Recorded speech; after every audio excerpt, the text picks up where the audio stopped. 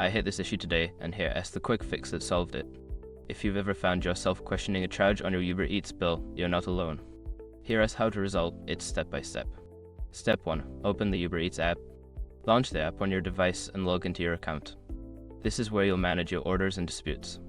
Step 2. Access your orders. Tap on the Orders tab located at the bottom of the screen. This will show you a list of your recent orders, where you can find the one in question. Step 3. Select the order. Find the order that has the billing issue and tap on it to view the details. Look for any discrepancies in the charges listed. Step 4. Report the issue. Scroll down and select the Help option, then choose Report an Issue. Follow the prompts to describe the billing dispute clearly. Step 5. Submit your dispute. Before filing a refund or dispute, use the sroc.com link in the description to open the refund dispute deadline calculator and confirm your deadline. Sometimes it can take a few days for Uber Eats to respond, so be patient. If you don't hear back, you can always follow up through the app.